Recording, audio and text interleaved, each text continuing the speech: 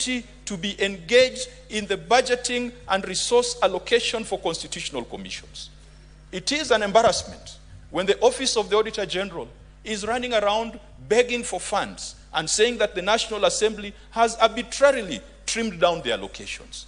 It is an embarrassment when other commissions like the EACC come to us and say that, yes, Senate, you have referred 146 matters to us, but give us the resources to undertake our job.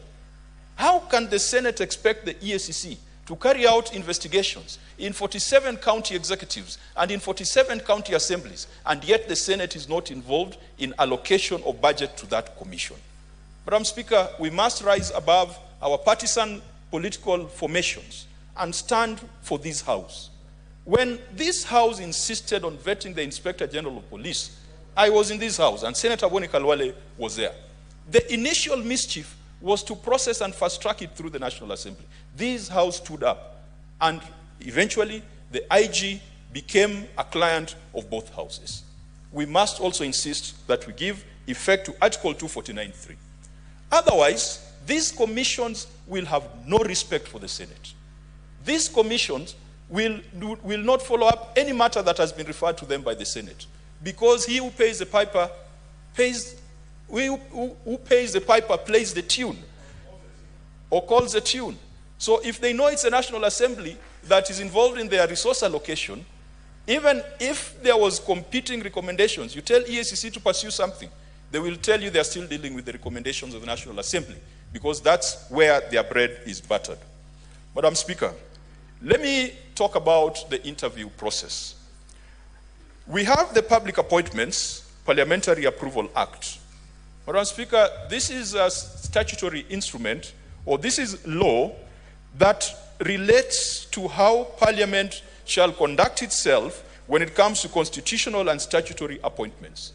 And Madam Speaker, I do not agree with the committee on paragraph 13, page 16. Madam Speaker, I disagree with the committee when the committee makes reference to Standing Order 76 and 77. This interview should have been done in line with the Public Appointments Parliamentary Approval Act, the same instrument that the National Assembly has been using to vet the cabinet secretaries.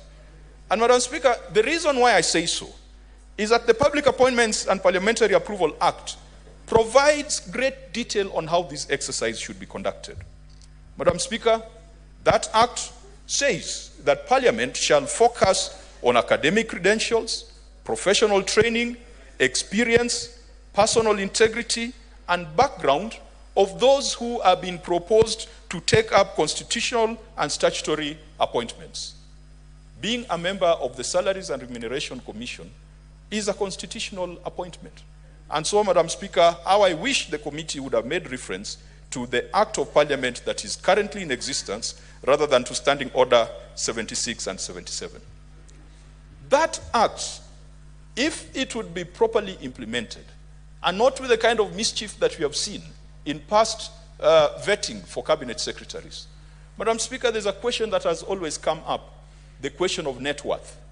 And I can tell you that many a times when you are vetting nominees to the cabinet, Kenyans do not remember what they said they're going to do. Because there is one thing for them to aspire to do something, but there's also the established government policies. I have seen some cabinet secretaries say how they are going to be publicly spirited and how they are going to do things differently. But let's remember that there are already budgets that have been established. There's already a president who is in office. And so if you come with views that are at variance with those of government, the existing budgets, existing plans, and the personal views of the president, then you are just going to get frustrated. But the question of net worth is one that has animated the nation.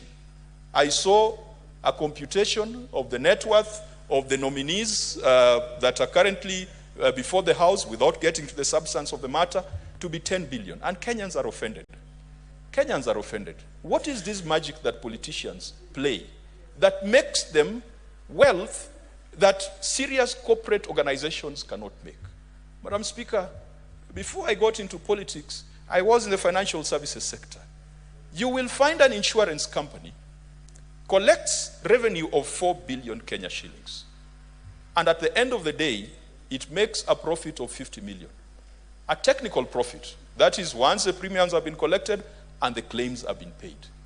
And that is an institution that perhaps has employed 200 people, that has got branches throughout the country, that is integrated, that is creating a lot of opportunities and contributions to the GDP of this country, that is paying taxes.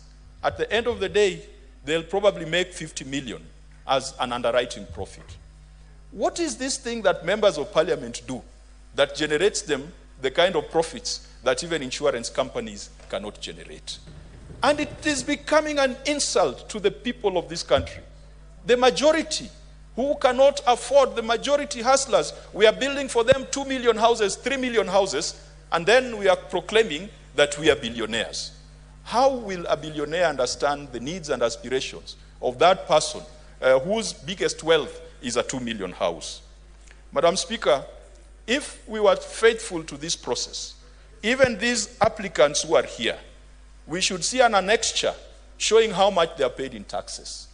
If I'm worth 300 million Kenya shillings, Madam Speaker, the taxes I pay must be different from the taxes paid by somebody else in Kenya shillings, by someone else who just relies on a salary and has got nothing of value because their liabilities exceed their assets. Madam Speaker, another question that must be asked is a question of conflict of interest. In the substantive act that I've referred to, there is a question on conflict of interest. If my family is doing business, perhaps in the ICT sector, and then I get into government as a minister for ICT, I must disclose and I must lay out before Parliament how I'm going to prevent potential conflict of interest. In fact, in serious jurisdictions, once you get into certain constitutional and statutory positions, you put your assets or your wealth in a trust so that you are no longer directly involved. And so you are not compromised when it comes to procurement and provision of opportunities. We never ask those questions. Another question that we are required to ask under the Public Appointments Act is, have you ever been charged in a court of law? Madam Speaker, you don't hear those questions being asked. Another question you are supposed to be asked is, have you ever been advancedly mentioned in any report before Parliament? And Madam Speaker, all the 47 county governors have been adversely mentioned in reports before this House. And if you are taking seriously the report